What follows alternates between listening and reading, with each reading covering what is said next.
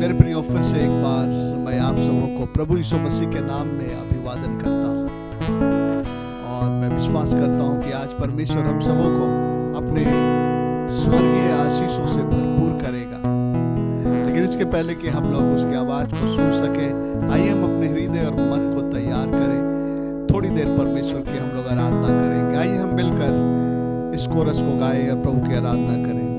स्तुति आराधना ऊपर जाती है, आशीष लेकर नीचे आती है।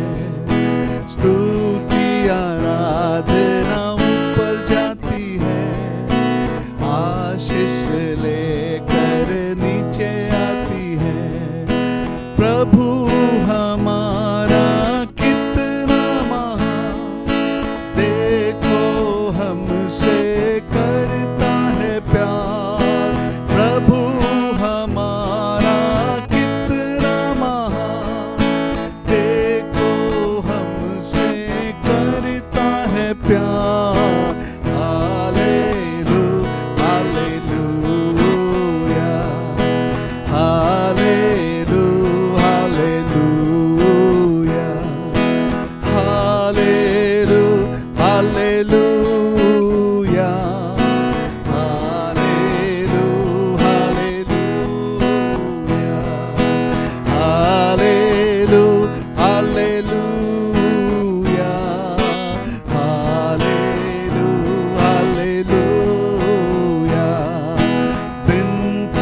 प्रार्थना ऊपर जाती है, आशीष लेकर नीचे आती है। विनती और प्रार्थना ऊपर जाती है, आशीष लेकर नीचे आती है। प्रभु हमारा कितना महान, देखो हमसे करता है प्यार। प्रभु हमारा कितना महान, देखो हमसे करता है प्यार।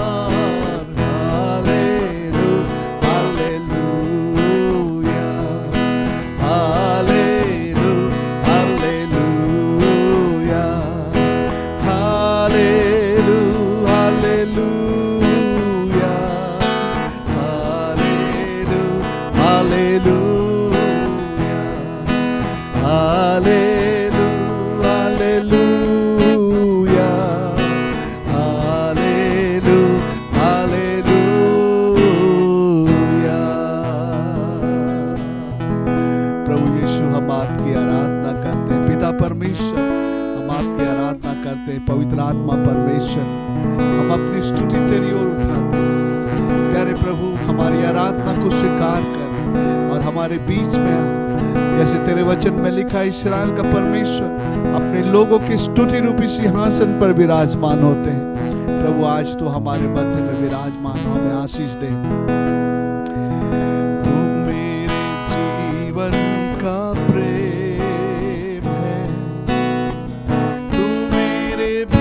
का आनंद है, तू मेरे दिल का गीत है। तेरे नाम की स्तुति करूं, तेरे नाम की स्तुति करूं। आइए मिल के गाएं, प्रभु की आराधना करें। तू मेरे जीवन का प्रेम है, तू मेरे भोर का आनंद है। तू मेरे दिल का गीत है, तेरे नाम की स्तुति करूं। गाऊं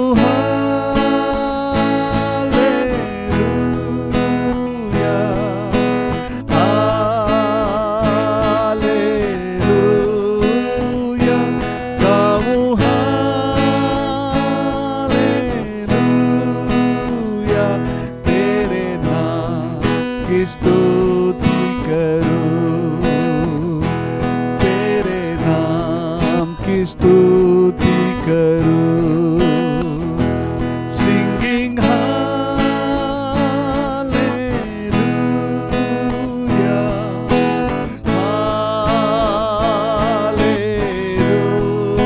hallelujah, singing hallelujah.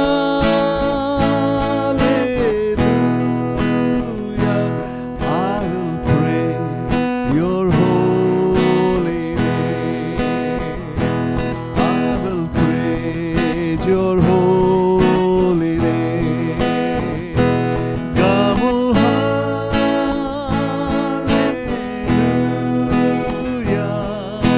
hallelujah.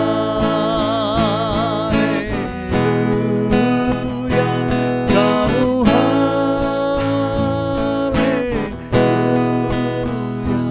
तेरे नाम की स्तुति करूं,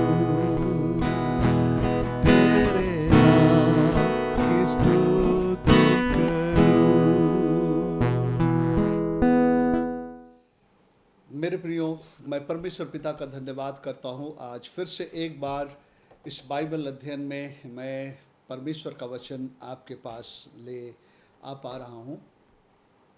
यह सचमुच में बहुत ही अनमोल और बहुमूल्य बात है कि हम परमेश्वर के वचन को हम लोग सीखें। जितना अधिक हम परमेश्वर के वचन को सीखेंगे और उसे अपने जीवन में लागू करेंगे, उतना ही हम परमेश्वर के राज्य के योग्य बनते जाएंगे। इसलिए ये बहुत ही महत्वपूर्ण बात है कि हम नियमित रीति से इस अध्ययन में शामिल हों, अपने नोटबुक, पेन, कलम ले करके और उन सारी बातों को आप नोट कर लें, जिसको आप फिर से अध्ययन कर सकेंगे। हम लोग जैसे इफिसियों की पत्री पर अध्ययन कर रहे हैं और आज हम लोग इफिसियों के पत्री का जो अध्ययन है, आज तीसरे भाग को हम लोग आरंभ कर रहे हैं और थोड़ा सा जो है भाग 2 को दोहरा करके मैं भाग 3 में आपको ले जाऊंगा, ताकि जो है आपको पीछे की बातें भी याद आ जाएं, ताकि जो मैं सिखला रहा हूं उसमें आपको पूरी कड़ी प्राप्त हो जाएं। पिछले सप्ताह हम लोगों ने इफिसियों के पत्री और उसका 1 अध्याय 1 पद पर हम लोगों ने मनन किया था और बहुत ही गहराई के साथ में उस हिस्से में से हम लोगों ने मनन किया था और जो उस वचन का जो मुख्य वाक्यांश था उसका मैंने जो है बहुत ही जो है विस्तृत रीति से उसका व्याख्या किया था, अर्थात मसीह यीशु में विश्वासी लोग कौन हैं। और हम लोगों ने 4 वचनों को इस्तेमाल किया था। उसी के आलोक पर हम लोगों ने मसीह के विश्वासियों के बारे में अध्ययन किया था और मैंने आपको एक खास बात बताया था, इस किताब में बहुत सारे आशीषों की बात लिखी हुई है और ये उन्हीं लोगों को प्राप्त होगा जो लोग मसीह यीशु में विश्वासी हैं। और मैंने एक शब्द आपसे कहा था कि कमरों में जाने के पहले किसी इमारत के आपको गेट से प्रवेश करना पड़ेगा। अगर आप उस द्वार से, उस गेट से अगर प्रवेश नहीं करते हैं तो आप कमरे के अंदर में रखी हुई चीज़ों का भंडार का भागीदार नहीं हो सकते। इसलिए इसका पहला वचन बहुत ही महत्वपूर्ण है, इसलिए मैंने उस पर विस्तृत जानकारी आपको दिया और मैं आपको स्मरण दिलाना चाहता हूँ, मसीह यीशु के विश्वासी कौन है। विश्वास करने का अर्थ मात्र ये कि हमारे अंदर में जो क्षमता प्रदान की गई है हमारे बुद्धि में, जिसका इस्तेमाल करके हम किसी चीज़ों पर विश्वास और भरोसा लाते हैं, क्या वो विश्वास के बारे में कह रहा है, ये इससे बढ़कर के विश्वासी होने की बात कह रहा है। और मैंने आपको बहुत स्पष्ट बताया था इन वचनों के आधार पर कि परमेश्वर के द्वारा सौंपे गए या दिए गए विश्वास पर विश्वास योग्य होना, और इसको हमने उन 4 वचनों से लिया था। और जैसे गलतियों के पत्र 2:20, मैं मसीह के साथ क्रूस पर चढ़ाया गया, अब मैं जीवित ना रहा लेकिन मसीह मुझ में जीवित है, और जो जीवन जो मैं इस देह में जी रहा हूँ वह मसीह यीशु के विश्वास के द्वारा जी रहा हूँ। हिंदी के ट्रांसलेशन में मसीह यीशु के विश्वास पर, ऐसा लगता है कि यीशु पर विश्वास, लेकिन जब आप अंग्रेजी के अनुवाद को पढ़ते हैं किंग जेम्स वर्सन का, जो कि बहुत ही नज़दीकी का अनुवाद है, वो कहता है मसीह के विश्वास के द्वारा, by the faith of lord Jesus Christ. मसीह पर नहीं, मसीह के विश्वास, मतलब मसीह के पास एक विश्वास है। उसी तरह से हम लोग ने दूसरा पत्रस 1 में उसके 1 पद में लिखा है कि यहाँ पर शमौन पत्रस कह रहा है, यहाँ पर दूसरा पत्रस का 1 में लिखा, शमौन पत्रस की ओर से जो यीशु मसीह का दास और प्रेरित है, उन लोगों के नाम जिन्होंने हमारे परमेश्वर और उद्धारकर्ता यीशु मसीह की धार्मिकता द्वारा हमारे समान बहुमूल्य विश्वास प्राप्त किया है। हमारे समान, हमारे ही जैसा कह रहा है, जो हमने एक विश्वास को पाया है। विश्वास एक वस्तु, एक चीज़ है जो हमने पाया है, हमारे ही समान बहुमूल्य विश्वास इन लोगों ने भी पाया है। फिर हम लोग ने यहूदा की पत्री उसका 3 में देखा था, जहाँ पर यहूदा कहता है कि हे प्रियो, जब मैं तुमको उद्धार के विषय में बड़े परिश्रम के साथ प्रयत्न करके तुमको लिख रहा था, जिसमें हम सब भागी हैं, तो मैंने इस बात को आवश्यक जाना कि समझाना तुमको चाहा कि उस विश्वास, सुनिए, उस विश्वास के लिए पूरा यत्न करो जो पवित्र लोगों को एक बार सौंपा गया है। मतलब विश्वास बोल के एक चीज़ है जो हमें सौंपा गया है ना। सो यहाँ पर हम देखते हैं कि ये हमारे दिमाग से एक विश्वास करने की क्षमता किसी चीज़ पर भरोसा रखना, उसकी बात नहीं कर रहा है, लेकिन एक विश्वास जो हमको सौंपा गया है, हमारे समान विश्वास उनको मिला है। और गलतियों में पौलुस कहता है मैं मसीह के विश्वास के द्वारा जीता हूँ। और इब्रानी के 10 और उसके 38 पद में हम लोग पढ़ा था, उसमें क्या लिखा था कि मेरा विश्वासी जन मेरा धर्मी जन विश्वास से जीवित रहेगा। धर्मी जन विश्वास से जीवित रहेगा, अपने विश्वास से नहीं, लेकिन एक खास विश्वास से जो परमेश्वर हमें सौंपता है, हमें देता है। इनिशियली परमेश्वर वो विश्वास हमारे अंदर डालता है, जिस विश्वास को लेकर के हमारा उद्धार होता है, जिसके विषय में तिमोथी इस प्रकार से कहता है कि मैंने जो है विश्वास की अच्छी कुश्ती लड़ा है, मैंने अपनी दौड़ को पूरी कर लिया है, और मैंने उस विश्वास की रखवाली किया है। विश्वास एक वस्तु के समान है। बोलता मैंने उसकी रखवाली किया है, मतलब उसको मैंने संभाल के रखा है। मैं अपने जीवन से मैं उसे जाने नहीं दिया हूँ, उसको मैं पकड़ा हुआ हूँ, उसमें मैं बना हुआ हूँ।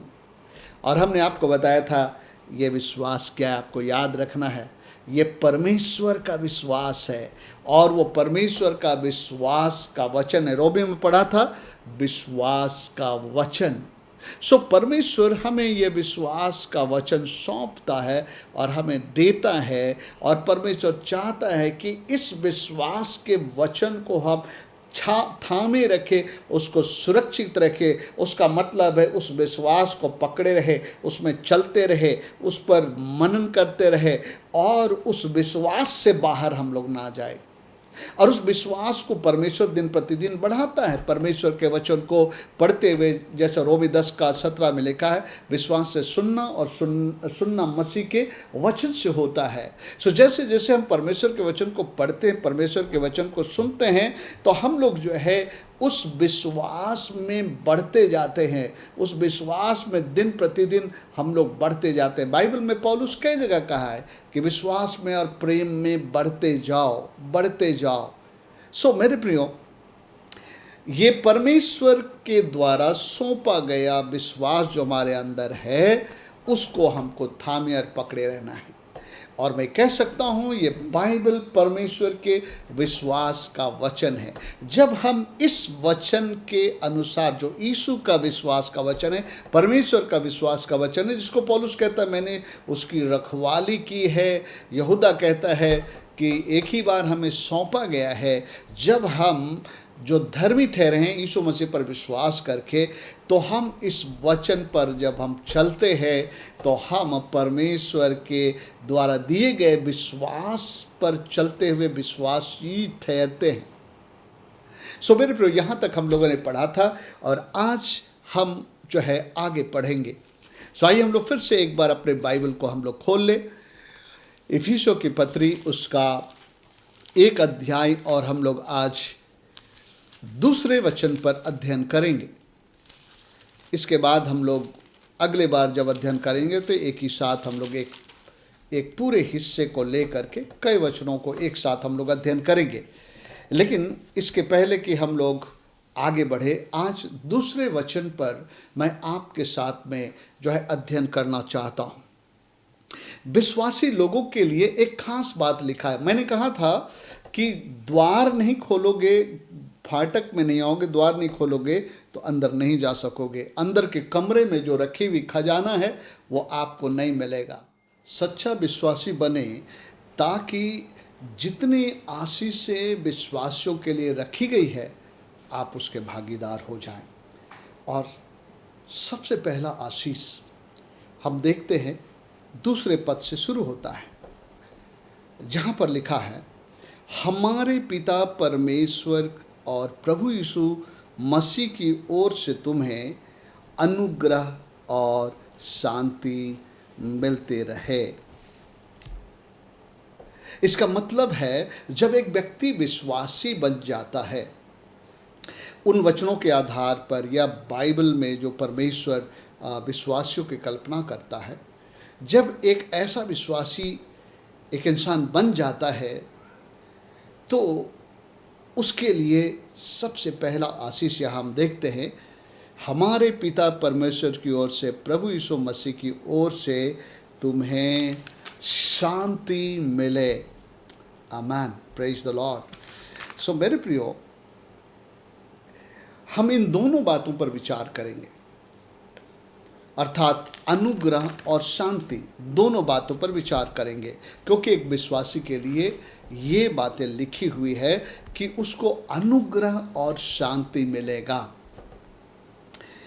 मेरे प्रिय, शांति पर हम लोग थोड़े समय विचार करेंगे और मैं चाहता हूं कि आप शांति के विषय में अच्छी तरह सीखें। मेरे प्रियो, आज सारी दुनिया शांति के तलाश में, किसी भी जाति, धर्म, भाषा के लोग हैं, वो लोग शांति के खोज में, कोई एक ऐसी चीज़ जिसे वो समझते हैं कि मुझको उसकी ज़रूरत है और उसके कमी के कारण जो है वो अपने जीवन में महसूस करते हैं कि वो घुट घुट कर जी रहे हैं, मन महसूस करके जी रहे हैं, और जो है जो अपनी ज़िंदगी का मज़ा नहीं ले पा रहे हैं, और उसको ऐसा समझते हैं ये एक चीज़ है जो शांति नाम की चीज़ है, वो हमारे पास नहीं है। और चूंकि उनके पास सत्य ज्ञान नहीं है, इसलिए वो शांति को दुनिया के बहुत सारी चीज़ों में, बहुत सारे स्थानों में तलाश रहे हैं। कोई तो तंत्र मंत्र का सहारा ले रहा है, कोई अंगूठियाँ पहन रहा है, कोई ताबीज़ पहन रहा है, और कोई सोच रहा है कि वो जो है कुछ तीर्थ स्थानों में अगर वो जाए तो वहाँ उनको शांति मिलेगी। एक बार मैं उत्तर प्रदेश में एक तीर्थ स्थल के पास में प्रभु का वचन सुना रहा था। मेरे हाथ में शुभ संदेश था, जो नया नियम, जो शुभ संदेश के नाम से, मैं उसको अपने हाथों में उठा करके प्रचार कर रहा था कि शांति का संदेश, आइए लीजिए इस पुस्तक को पढ़े, जीवन और शांति का संदेश। एक व्यक्ति दूर से आता हुआ मुझे देखा, बोला शांति कहाँ मिल रही है? मैं द्वार द्वार भटक रहा हूँ, मैं बहुत स्थानों में गया हूँ, शांति मुझे नहीं मिल रही है, क्या इस किताब को पढ़ने से मुझे शांति मिलेगी? मैंने कहा हाँ, इस किताब में शांति मिलेगी आपको, इस किताब में लिखी हुई बातों में शांति मिलेगी। और जो है मैंने उनको वो किताब जो है दिया। यानी कि वो व्यक्ति बहुत सारे स्थानों में जा रहा था और वो कह रहा था कि मेरे पास शांति नहीं है। लोग लोगों को वो सत्य का ज्ञान नहीं है जो लोगों को शांति दिलाए। वो सोचते हैं कि किसी प्रकार के ऐसे स्रोतों के पास जाए तो दावा करते हैं कि आपको शांति दिलाए। वो आपसे पैसे लेते हैं, आपको वस्तुओं को देते हैं, या आपको बहुत सारी चीज़ों को करने के बताते हैं, ऐसा करोगे तो तुम्हें शांति मिलेगी। लेकिन जो है उन सारी तरीक़ों से शांति नहीं मिल सकती है। और इसलिए जो है शांति को समझना बहुत ज़रूरी है। शांति का स्रोत क्या है उसको जानना बहुत ज़रूरी है, ताकि आप शांति को जान पाए, शांति को समझ पाए। तो मैं शांति क्या है उसको मैं आपको बताना चाहता हूँ।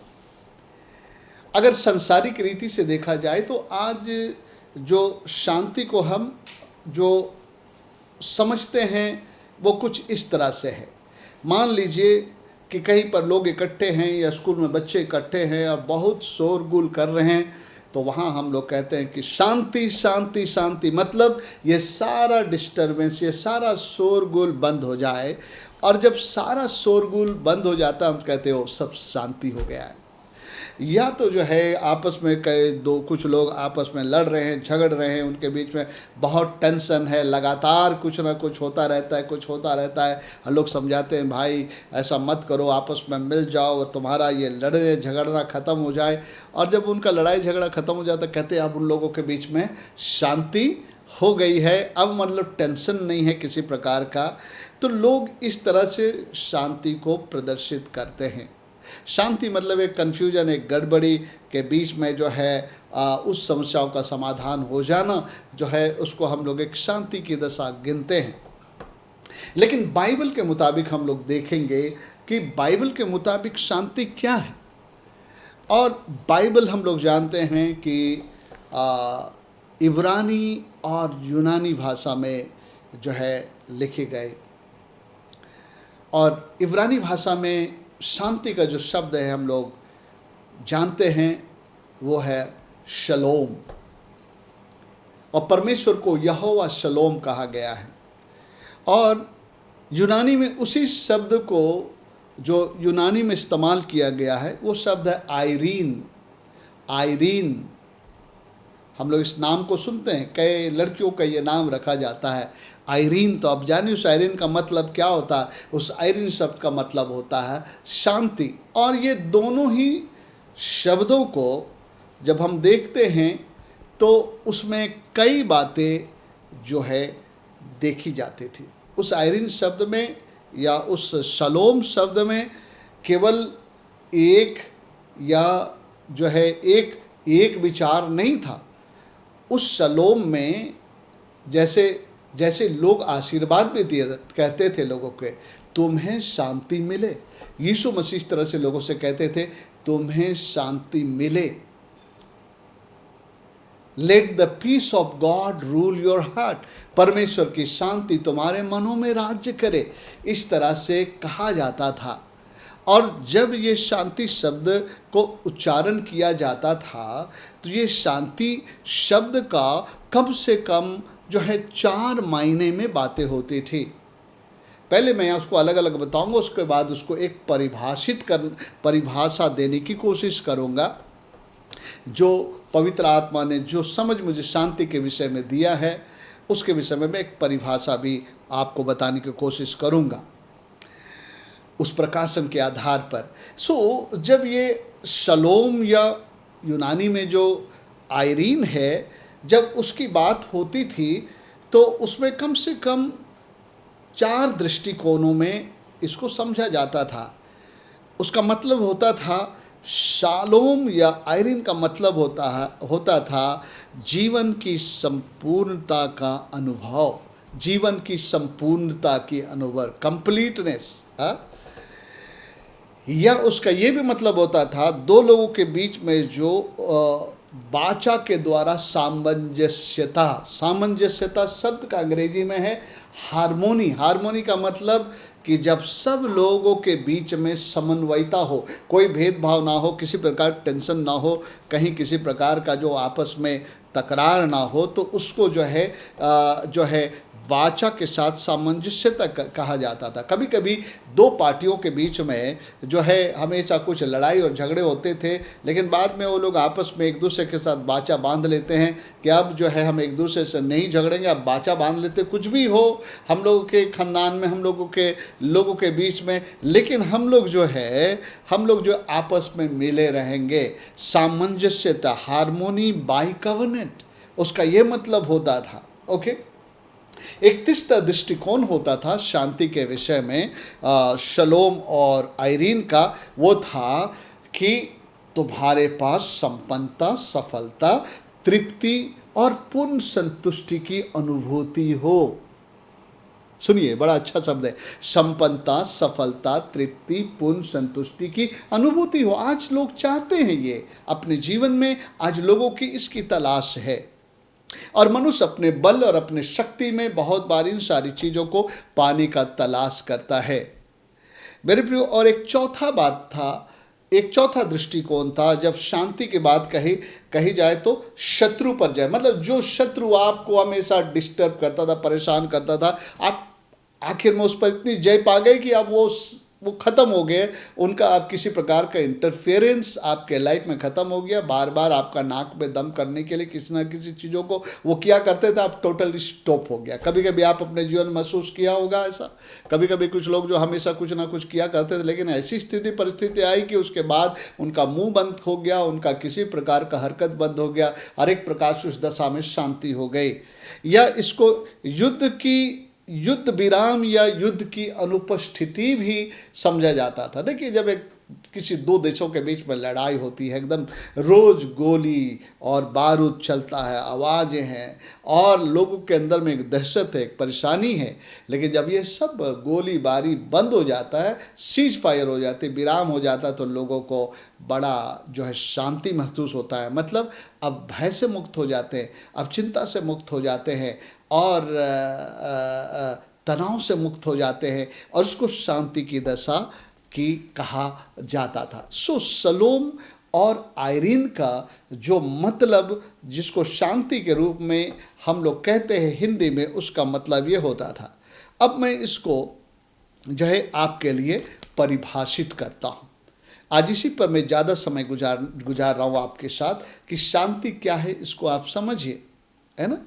और तब जब आप इसको समझेंगे, आप पाएंगे कि यह आपकी ज़िंदगी की ज़रूरत है। पूरे दुनिया आज इसी को ढूंढ रहा है, इस शांति को वो ढूंढ रहा है, और जो है उनको पता नहीं ये शांति कहाँ मिलेगा, कैसे मिलेगा, लेकिन मैं उस भेद को, उस रहस्य को आपके लिए खोल रहा हूँ। सो मैं हिंदी और अंग्रेजी दोनों में इसके परिभाषा को मैं बताता हूँ। सुनिए, मनुष्य के जीवन में शांति वह दशा या परिस्थिति है जहां उसके आनंद और खुशी के जीवन में, तृप्ति के जीवन में, सफलता के जीवन में या सुरक्षा के जीवन में किसी भी प्रकार का कोई बाधा और खलल ना रहे। एक बार फिर पढ़ूंगा, फिर बताऊंगा आपको, ताकि आप इसको ध्यान से रखें। मतलब इंसान अपने जीवन में खुश होना चाहता, आनंदित होना चाहता है, इंसान अपने जीवन में तृप्त होना चाहता, संतुष्ट होना चाहता है, इंसान अपने जीवन में सफलता को देखना चाहता है, इंसान जो अपने जीवन में सुरक्षा में रहना चाहता है, इंसान जो है, एक अंग्रेजी में शब्द है वेल बीइंग, मतलब एकदम मतलब भला सा, दूसरा शब्द साउंडनेस, मतलब वहाँ पर किसी प्रकार का आपको गड़बड़ी नहीं है, वो जीवन इंसान जीना चाहता है। लेकिन जब इस प्रकार के जीवन जीने के लिए कुछ बाधाएं और विघ्न आ जाती है, अंग्रेजी में कहे तो डिस्टर्बेंस एंड हिंड्रेंसेस। तो अब मैं इसको फिर से पढ़ रहा हूँ, ध्यान से सुनिए। ओके, मैं इसे रिपीट कर रहा हूँ। कभी कभी कुछ चीज़ों को हमें दोहरा कर बोलने की आवश्यकता ताकि हमारे अंदर जाए। मनुष्य के जीवन में शांति वह दशा या परिस्थिति है जहां उसके आनंद और खुशी के जीवन में, संतुष्टि और तृप्ति के जीवन में, सफलता के जीवन में, सुरक्षा के जीवन में किसी प्रकार का बाधा और खलल ना रह जाए, ये अब बना ना रहे। मेरे प्रियो, मैं इसलिए कह रहा हूँ कि बाधा और खलल बना ना रहे, क्योंकि बाइबल में लिखा है धर्मी पर अनेक विपत्तियाँ तो आती है, लेकिन यह उनसे मुक्त करता है। कभी कभी कुछ विपत्तियों से हम गुजरते हैं, कुछ ऐसे हिंड्रेंसेस से गुजरते हैं, लेकिन परमेश्वर के लोगों के लिए हमेशा वो सब ठीक ठाक किया जाता है। ओके, अंग्रेजी में मैं बोल रहा हूँ, पीस इज ए कंडीशन। जैसे एयर कंडीशन होता है ना, इस वक्त मैं एयर कंडीशन में हूँ, हमारे कमरे के अंदर एयर कंडीशन, बाहर बिल्कुल गर्मी है ना। जब आप बाहर जाएंगे थोड़ा सा आप महसूस करेंगे, बेचैनी महसूस करेंगे, आपको आरामदेह नहीं लगेगा, कठिन लगेगा। लेकिन मेरे कमरे के अंदर में जो है एसी लगा है, तो उसको कंडीशन कर दिया हमारे कमरे को, जो बाहर की गर्मी, परेशानी, दिक्कत है वो यहाँ पर मुझे महसूस ना हो। इसलिए मैं कह रहा हूँ, peace is a condition in man's life where there is no disturbance and hindrances to their life of joy, happiness, fulfillment, success, and completeness and security. I'll repeat. Peace is a condition in man's life where there is no disturbance and hindrances to their life of joy, happiness, fulfillment, success, completeness, and security. देखिए, शांति कितनी बड़ी, कितनी सारी चीज़ों को अपने में संजोए हुआ है। जब सच्ची शांति के इंसान को प्राप्त हो जाती है, तो ये सारी चीज़ें उसके अंदर में आता है ना। संपन्नता, सुरक्षा और जो है संतुष्टि और खुशी, सुरक्षा, ये सारी चीज़ें ये शांति आपको प्रदान करता है। अब मेरे प्रियो, मैं आपको अनुग्रह में ले जाता हूं। आपको पता है ये शांति कहां से आती है? शांति जो है अनुग्रह का आउटकम है, या अनुग्रह से ही वो शांति बहती है। हम लोगों ने अभी वचन पढ़ा था, हमारे पिता परमेश्वर और प्रभु यीशु मसीह की ओर से तुम्हें अनुग्रह और शांति मिले। देखिए, शांति की बखान में आप तक कहा और शांति का दायरा मैंने आपको बताया। अब वो शांति कैसे मिलती है वो मैं बताने जा रहा हूँ। और आप देखेंगे, मैंने पहले वचन पे बहुत समय गुजारा, इस दूसरे वचन में भी बहुत समय गुजार रहा हूँ, क्योंकि भेद यहाँ पर है। हमारे पिता परमेश्वर और प्रभु यीशु मसीह की ओर से तुम्हें अनुग्रह और शांति मिलते रहे। ये वचन आपको पौलुस के पत्री में बार बार लिखा हुआ मिलेगा। और आज मैं इफिसियों के पत्री में पढ़ रहा हूँ, लेकिन जब हम दूसरे पत्रियों में पढ़ते हैं तो वहाँ पर भी बहुत सारे प्रकाशन हैं, लेकिन आज इफिसियों के पत्री से मैं पढ़ रहा हूँ। और यहाँ पर जो है लिखा है, हमारे पिता और प्रभु यीशु मसीह की ओर से तुम्हें अनुग्रह और शांति मिले। आप कहीं पर भी नहीं पाएंगे शांति और अनुग्रह प्राप्त। मेरे बात को ध्यान दीजिए, इसका जो सीक्वेंस है वो अनुग्रह और शांति है, ना कि शांति और अनुग्रह। आप बाइबल में पढ़िएगा, लगभग उसके बहुत सारे पत्रियों में इस बात का जिक्र है। ऐसा क्यों है? क्यों अनुग्रह तब जो है शांति? मेरे प्रियो, अभी मैं इन तीन चीज़ों को मैं जोड़ता हूँ। शांति की तलाश में जो लोग हैं, नंबर 1 चीज़ है विश्वासी, परमेश्वर का विश्वासी। विश्वासी जब एक व्यक्ति बन जाता है तो अनुग्रह उसको मिलती है। जब तक विश्वास में व्यक्ति नहीं आया तब तक अनुग्रह उसके लिए नहीं खुलता है। विश्वास में जब वो जुड़ जाता है परमेश्वर के साथ, तो परमेश्वर उसको एक अद्भुत सी चीज जो है, जिसको अनुग्रह कहते हैं, उससे परमेश्वर जोड़ देता है। पहले पद में विश्वासी बनने के बारे में लिखा, दूसरे पद में लिखता है कि अनुग्रह और शांति। अनुग्रह एक वो वस्तु है जिससे शांति बाहर निकलती है। मेरे प्रियो, बाइबल में जितने प्रकार की आशीषें हैं ना, वो परमेश्वर के अनुग्रह से निकलती है। They issue out of grace. अभी मैं आपको ग्रेस के बारे में थोड़ा सा बताऊंगा। ऑलरेडी इसके संबंध में मैंने सीरीज में आपको स्टडी दिलाया है पहले। अगर आप उसको भूल गए होंगे तो आज आपको याद आ जाएगा। विश्वासियों के लिए पिता परमेश्वर और प्रभु यीशु मसीह की ओर से अनुग्रह मिलती है। ये अनुग्रह वो वस्तु है जिसमें से शांति बाहर आती है। आप अपने घर में देखे होंगे, कभी कभी आप लोग कपूर की गोली रखते हैं। देखिए, वो कपूर की गोली जो है, वो सुगंध जो उससे निकलता वो नहीं है। सुगंध जो कपूर की गोली नहीं है, लेकिन कपूर की गोली जो लेप्थलीन है, उसके अंदर में एक सुगंध है जो उसमें से निकल के बहता है। उसका मतलब अनुग्रह एक ऐसा परमेश्वर का प्रबंध है हमारे जीवन से, जिसमें से बहुत प्रकार की आशीषें बहती है। बाइबल में जब उद्धार का बात कहा जाता है तो ये उद्धार भी उसी अनुग्रह से हमको मिलता है। जब हम विश्वास करते हैं तो उस विश्वास के कारण हमको प्रभु अपनी अनुग्रह देता है और उस अनुग्रह के द्वारा हमारा उद्धार होता है। मैं आपको दिखलाता हूं इफिसी 2 अध्याय, और आइए हम लोग देखते हैं 8 पद। क्योंकि विश्वास के द्वारा, देखिए पहला बात है विश्वास। इफिसियों का पहला अध्याय पहला पद है विश्वास के बारे में। क्योंकि विश्वास के द्वारा अनुग्रह ही से तुम्हारा उद्धार हुआ है। यानी कि विश्वास, जब हम परमेश्वर के विश्वास में आए तो परमेश्वर ने अपनी अनुग्रह हमारे लिए एक्टिवेट कर दिया, और ये अनुग्रह हमारी आत्मा को उद्धार दिया। विश्वास के द्वारा अनुग्रह ही से तुम्हारा उद्धार हुआ है। तो अनुग्रह हमारे लिए वो प्रबंध है जो परमेश्वर हमारे लाइफ में जब उसको एक्टिवेट कर देता है तो वहाँ से आशीषें निकलती है। जैसे यहाँ पर हम देख रहे हैं उद्धार, चंगाई, छुटकारा, और आज हम खास करके देख रहे हैं शांति। शांति एक ऐसी चीज है, वो सारी चीजों को जो आपके जीवन की समावेश कर लेती है अपने में।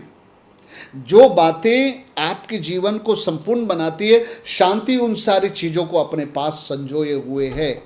लेकिन वो शांति तब तक नहीं है हमारे जीवन में आती है जब तक अनुग्रह हमारे जीवन में जो है एक्टिवेट नहीं किया गया है परमेश्वर की ओर से। इसलिए मैं पहले जो है शांति के विषय में बातचीत किया हूँ, और शांति में निहित ये सारी चीज़ें कैसे मिलेगी, अब मैं फोकस कर रहा हूँ वो है उसके अनुग्रह के द्वारा।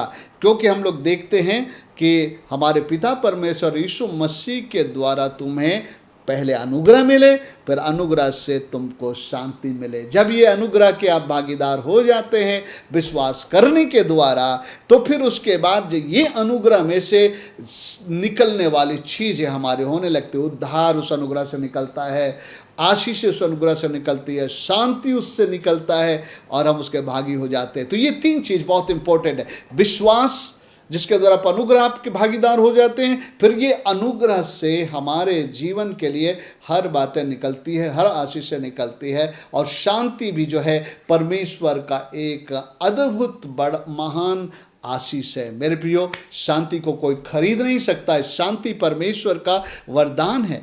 The peace is a gift of God which comes out of grace. So मेरे प्रियो, एक बात को तो हमें निश्चित करना पड़ेगा कि मैं प्रभु का सच्चा विश्वासी हूँ। परमेश्वर के द्वारा सौंपे गए विश्वास में मैं सच्चा ठहरा हूँ, विश्वास योग्य ठहरा हूँ। इसके द्वारा अनुग्रह हमें दी गई है, और तब इस अनुग्रह में से शांति निकलती है। मैंने आपको बताया, जैसे किसी चीज से कोई दूसरा चीज निकल करके आता है। देखने में आप वो चीज़ अलग सा दिखता है, लेकिन उसमें से निकलने वाली चीज़ें कई प्रकार के फायदे आपको देते हैं। कभी कभी जो हमारे शरीर को विटामिन की आवश्यकता होती है, और हमको सिखाया जाता है डाइट के विषय में कौन सा फल खाएंगे कि आपको उसमें से विटामिन ए, विटामिन सी मिलेगा। तो आप जब देखते हैं तो एक वस्तु आपको मिलता है, एक फल मिलता है। उस फल के अंदर में से विटामिन्स जो है निकलते हैं, जो हमको जो है ताकत और बल देता है। उसी प्रकार अनुग्रह परमेश्वर का एक कृपा का दान है, जिसमें से नाना किस्म के आशीष निकलते हैं। बहुत किस्म के जो है आशीष निकलती है, उनमें से शांति एक है। और शांति तो सबसे बड़ी चीज है जो आज आपको चाहिए। और जितने चीजों को मैंने शांति में इंक्लूड किया है, आप देखेंगे तो वो सारी की सारी चीजें आपके जीवन की आवश्यकता है। आपको हाथ पैर मारने की आवश्यकता नहीं है, आपको अपने सिर फोड़ने की आवश्यकता नहीं है, अपनी ताकत झोंकने की आवश्यकता नहीं है। केवल एक बात करने की आवश्यकता है, मसीह का सच्चा विश्वास योग्य विश्वासी बने और अनुग्रह आपके जीवन में आएगा और उस अनुग्रह से शांति बाहर निकलेगी। आइए मैं किस आधार पे कह रहा हूं, मैं बाइबल का एक वचन देता हूं, अनुग्रह तक व्यक्ति कैसे पहुंचता है, जिसमें से आशीषें बहती है। ओके, आइए हम लोग पढ़ेंगे रोमियो उसका 5 अध्याय में यह वचन बहुत स्पष्ट प्रकट करता है। जो बात मैं कह रहा हूं उस वचन की पुष्टि करता है। आइए हम लोग पढ़ेंगे रोमियो उसका 5वां अध्याय और 1 और 2 पद को। अतः जब हम विश्वास से धर्मी ठहरे तो अपने प्रभु यीशु मसीह के द्वारा परमेश्वर के साथ मेल रखे, जिसके द्वारा, मतलब यीशु मसीह के द्वारा, बोले यीशु मसीह के द्वारा मेल रखे। जब हम विश्वास से धर्मी ठहरे तो अपने प्रभु यीशु मसीह से जो है के द्वारा हम परमेश्वर से मेल रखे, जिसके द्वारा, ध्यान से सुनिए, विश्वास के कारण उस अनुग्रह तक जिसमें हम बने हैं हमारी पहुंच भी हुई है और परमेश्वर की महिमा की आशा पर घमंड करें। इसको देखिए, जिसके द्वारा, विश्वास के कारण, मतलब यीशु मसीह के द्वारा। जब यीशु हमारे जीवन में आया, यीशु मसीह उस विश्वास को हमारे जीवन में लाया, जब हम उसमें शामिल हो गए कि यीशु मसीह के विश्वास से हम जिएंगे, तो बोलता है जिसके द्वारा विश्वास के कारण अनुग्रह तक जिसमें हम बने हैं हमारी पहुंच हुई। परमेश्वर के पास जो अनुग्रह नाम की चीज है, वहां तक पहुंचने का जरिया हमारा विश्वास है।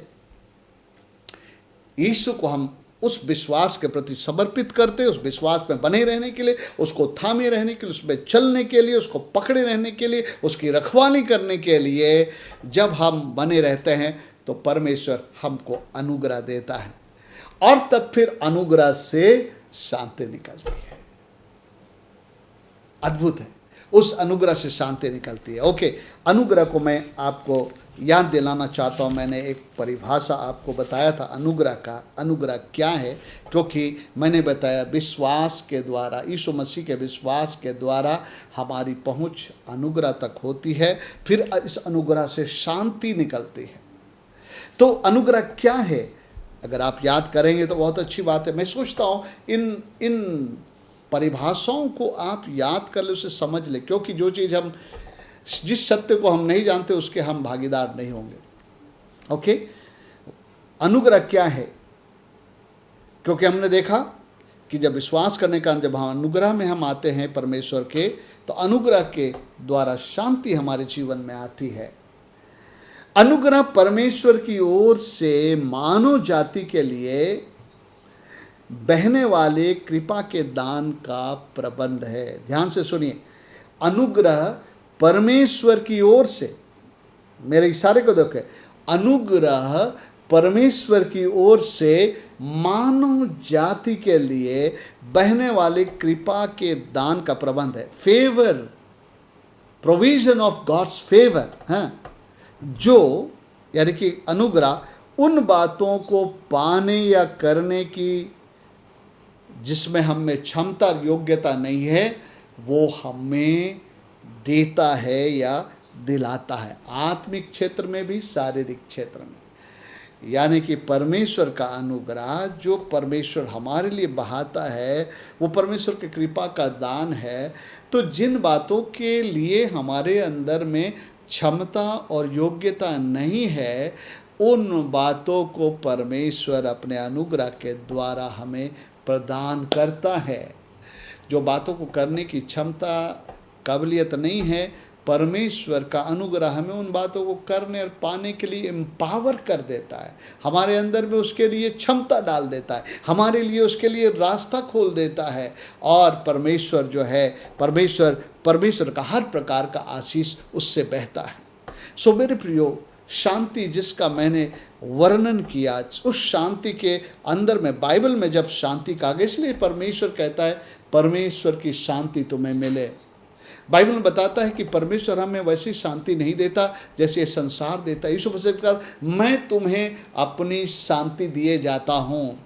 संसार की शांति जो है वो हमें, संसार हमें तसल्ली देता है, संसार हमें ढाढ़स देता है, उधर मत करो, चिंता तुम्हारे हो जाएगा। लेकिन परमेश्वर ऐसी शांति नहीं देता है। परमेश्वर हमें उन चीज़ों को प्रदान करता है जो शांति का रूप हमारे जीवन में लेता है। सो मेरे प्रियो, आइए हम इन 3 बातों को अपने जीवन में आज याद कर ले। विश्वास, अनुग्रह और शांति। विश्वास, अनुग्रह, उद्धार। विश्वास, अनुग्रह, सफलता। विश्वास, अनुग्रह और जो है सुरक्षा। विश्वास, अनुग्रह, संपूर्णता। विश्वास, अनुग्रह, तृप्ति।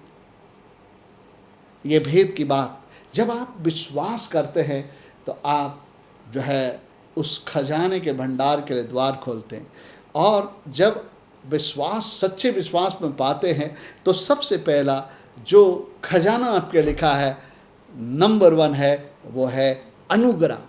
फिर यही अनुग्रह आपके जीवन में आपको माला माल करता रहेगा। हर बार आप कहेंगे, मुझे विश्वास नहीं हो रहा है, ये कैसे हो गया। आप कहेंगे, मुझे विश्वास नहीं हो रहा है कि मैं कभी ये कर पाऊंगा। मुझे विश्वास नहीं हो रहा है कि आज मैं इस जगह पहुंच गया हूं। मेरे प्रियो, पौलुस भी एक दिन कहता है, आज मैं जो कुछ हूं सो केवल परमेश्वर के अनुग्रह से हूं। सो मेरे प्रियो,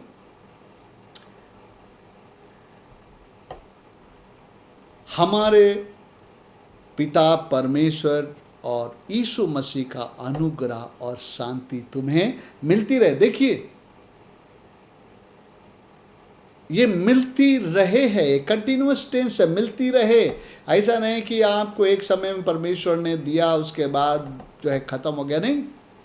अगर आप विश्वास में बने हैं, अनुग्रह आपके जीवन में है, और जब अनुग्रह आपके जीवन में है परमेश्वर का, कई बार पुराने नियम में लोग कहते थे, परमेश्वर का हाथ मुझ पर है। The hand of the lord is upon मी।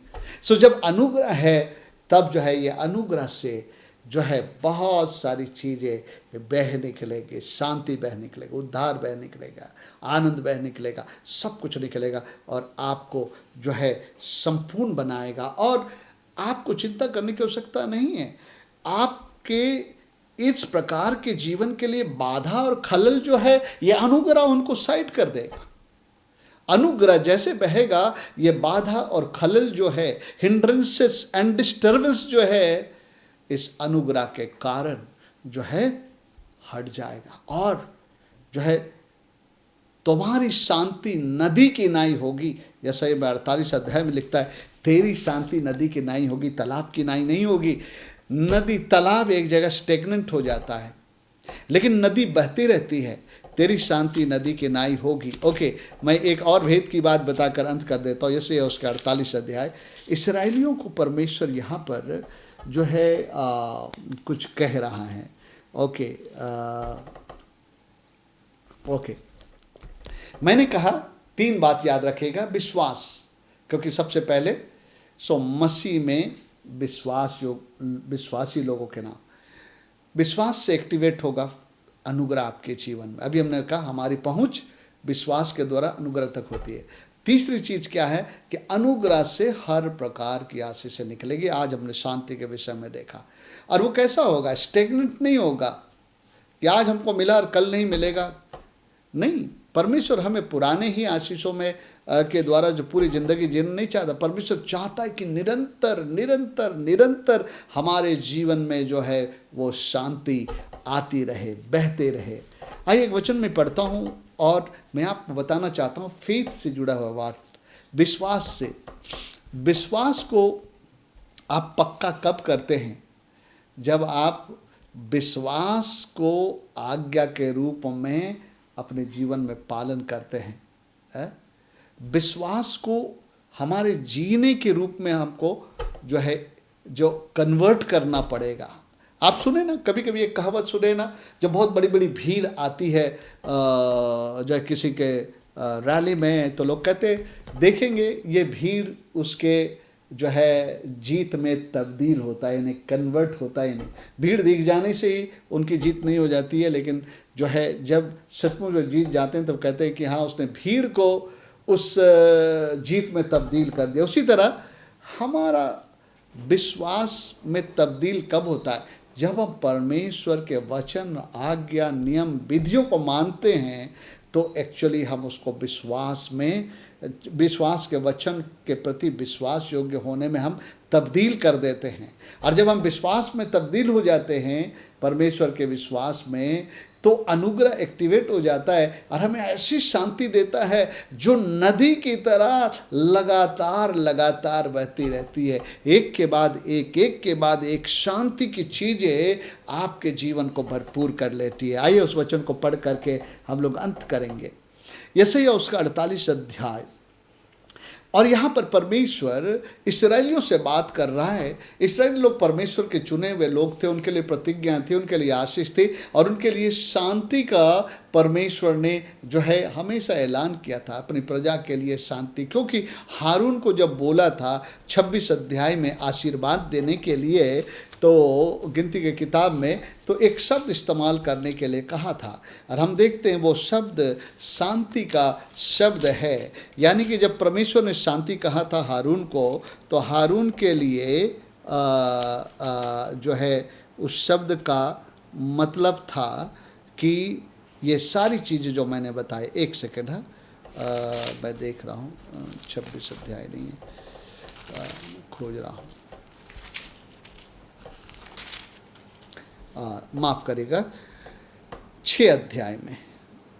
देखिए मैं बता रहा हूँ, पुराने नियम में परमेश्वर ने यह बात बताया था, और आप जानते हैं गिनती की किताब है, वस्तव की किताब है, उसमें आप देखते हैं कि जब इस्राएली लोग मिस्र निकले, परमेश्वर ने उनको अपना वचन दिया और कहा कि ये मेरे विश्वास का वचन, इस पर तुम लोग विश्वास करो और इस पर चलो। तब परमेश्वर ने उसे तो दे दिया था, लेकिन उस वचन को एक विश्वास के रूप में इस्राएलियों को तब्दील करना था, यानी कि उसमें चलना था, विश्वास के वचन को थामे रहना था। और इसलिए परमेश्वर ने जो उनको आशीष देने की बात कही थी, याजक को कैसा कहा था, सुनिए 22 पद। फिर यहोवा ने मूसा से कहा, हारून और उसके पुत्रों से कह कि तुम इस्राएलियों को इन वचनों से आशीर्वाद दिया करो, यहोवा तुझे आशीष दे और तेरी रक्षा करे। देखिए मैंने कहा था ना, शांति में आशीष है, शांति में रक्षा है, मैं आपको कहा था। फिर लगता है यहोवा तुझ पर अपने मुख का प्रकाश चमकाए। प्रकाश चमकाने का मतलब है जितनी अंधकार की बातें हैं तुम्हारे जीवन में, जो तुम्हारी बाधाएं हैं, उनको दूर कर दे। अपने मुख का प्रकाश तुम पर चमकाए और तुझ पर अनुग्रह करे। और 26 पद में लिखता है, और यहोवा अपना मुख तेरी ओर करे और तुझे शांति दे। उस शांति में ये सारी चीजें जो मैं बताया परमेश्वर दे रहा है। इस्राएली लोगों को परमेश्वर के द्वारा दिए गए, सौंपे गए विश्वास के वचन को थामना था, लेकिन इस्राएली लोग जो ऐसा नहीं किए, इसलिए उनको एक जो है बात परमेश्वर कह रहा है, याद दिला रहा है, काश तुम मेरी बातों को, मेरे विश्वास के वचन को मानते, आज्ञा को पालन करते, उसे अपने, मैं सचमुच में आपका विश्वासी हूँ करके अगर तुम इस बात को प्रमाणित करते, तो आज तेरी नदी शांति के नाई होती। तू जो है यहाँ वहाँ जो है घूमता फिरता नहीं रहता, खाना बदोश की तरह, खाने को मोहताज, शत्रुओं के सताए जाने और जो है परेशानियों में ज़िंदगी नहीं जीता, शांति नदी के नाई तुम्हारी होती। आइए हम लोग पढ़ते हैं यशायाह 48 अध्याय, फिर से पढ़ता हूँ मैं 17 पद से। आइए, यहोवा जो तेरा छुड़ाने वाला और इस्राएल का पवित्र है, वह यूँ कहता है, मैं ही तेरा परमेश्वर यहोवा हूँ, जो तुझे तेरे लाभ के लिए शिक्षा देता हूँ, और जिस मार्ग से तुझे जाना है उसी मार्ग में तुझे ले जाता हूँ। शिक्षा और मार्ग कुछ नहीं है, परमेश्वर का वचन है, जिसको रोमी कहता है विश्वास का वचन। ये विश्वास का वचन कब हो जाता है? जब एक व्यक्ति इसको अपने जीवन में पालन करता है, उसको पकड़े रहता है, उससे अपने को दूर नहीं होने देता है, बोलता है जब तुम इसको विश्वास में परिणत कर देते, 18 पद में लिखता है, भला होता कि तूने मेरी आज्ञाओं को ध्यान से सुना होता। हमको आज्ञा को विश्वास में कन्वर्ट करना है। जब भी एक यीशु मसीह की आज्ञा को पालन करते हैं तो हम दर्शाते हैं हम आपके वचन पर विश्वास करते हैं, आपके मार्ग पर विश्वास करते हैं, जैसा तू चाहता वैसे करो। और परमेश्वर देखता है ये व्यक्ति मुझ पर विश्वास कर रहा है, कि मेरी बातों पर विश्वास कर रहा है। तब आगे क्या लिखा है, भला होता कि तूने मेरी आज्ञाओं को ध्यान से सुना होता, तब तेरी शांति नदी के समान और तेरा धर्म समुद्र के लहरों के समान होता। नदी के समान मतलब निरंतर शांति बहती रहती, बहती रहती, बहती रहती। उस शांति के अंदर में जो है हर चीज़ें सुरक्षा है, उस शांति के अंदर में जो है सफलता है, उस शांति के अंदर में आनंद और खुशी का जीवन है, उस शांति के अंदर में संतुष्टि है, उस शांति के अंदर में तृप्ति है, उस शांति के अंदर में शत्रु पर जय है। ये सारी चीज़ें जो हमको डिस्टर्ब करने वाली और हिंड्रेंस करने वाली, बाधा और खलल देने वाली बात है, ये सब एक किनारे हो जाएगा। आपको मालूम है बाइबल में लिखा, जब शत्रु महानद की नाई आएगा, शत्रु जब बाढ़ की नाई आएगा, तो परमेश्वर जो है उसके खिलाफ में जो है दीवार खड़ी करेगा। मेरे प्रियो, जब अनुग्रह बहता है ना, शत्रु खड़ा नहीं रह सकता है। आपके जीवन को शांति में बनाए रखने के लिए बाधा नहीं पहुंचा सकता, खलल नहीं दे सकता है। सो मेरे प्रियो, क्या आपने परमेश्वर के आज्ञा और वचन, जो उसका विश्वास का वचन है, उसको आपने विश्वास में परिणत कर दिया? आपने प्रमाणित किया कि हाँ यीशु, जो वचन, जो विश्वास तूने मुझे सौंपा है, अब मैं उसको पकड़ा रहूँगा, उसी में चलता रहूँगा। अगर आपने ऐसा किया है, आपने ये निर्णय लिया है, तो परमेश्वर अनुग्रह को आपके लिए खोल दिया है। और जब ये अनुग्रह आपके लिए खुल गया मेरे प्रियो, आपके पास एक बहुत बड़ा स्कोप है। उस स्कोप में आप ना जाने कितने ऊंचाइयों को छू लेंगे, कितने आशीषों को देखेंगे, अपने पीढ़ियों को आशीषित होते देखेंगे। मेरे प्रियो, आज आपके लिए एक बहुत बड़ा स्कोप है। क्यों आज दुनिया के लोगों के पास शांति नहीं है? क्योंकि उन्होंने यीशु और उसके जीवन के वचन पर विश्वास नहीं किया है, और इसलिए अनुग्रह उनके जीवन में नहीं है, और इसलिए अनुग्रह नहीं है, इसलिए शांति भी नहीं है। सो मेरे प्रियो, आइए आपके सामने एक जो है एक परमेश्वर का इतना बड़ा जो है एक भेद खुला है। आप इसको पकड़ ले, आप विश्वासी बने, अनुग्रह आपके लिए खुलेगा, शांति आपके लिए बहेगी। मेरी ये दुआ है, परमेश्वर आप सबों को शांति देवे। और जब मैं कह रहा हूँ शांति देवे, तो ये सारी चीज़ें आपके जीवन में। आइए हम लोग दुआ करें। प्यारे पिता परमेश्वर, प्रभु यीशु मसीह के नाम में मैं आपके चरणों में आता हूँ और आपका धन्यवाद देता हूँ। कितने अद्भुत परमेश्वर हैं। पवित्र आत्मा परमेश्वर, मैं आपका धन्यवाद देता हूँ। आज तूने हमारे लिए इस वचन को खोल दिया, हमारी आंखें खोल दी है। और मैं जानता हूँ प्यारे पिता परमेश्वर, जितने लोग इस वचन को पकड़ लेने वाले हैं, प्यारे प्रभु, उनका जीवन जो है बदल जाने वाला है। मेरे प्रभु, निराशा से आशा में, असफलता से सफलता में, गरीबी से संपन्नता में, और असुरक्षापन से सुरक्षा में, और मेरे प्रभु, शत्रुओं के द्वारा सताए जाने से, हर चीज़ से जो है वो मुक्त होकर के अपने जीवन में आगे बढ़ेंगे।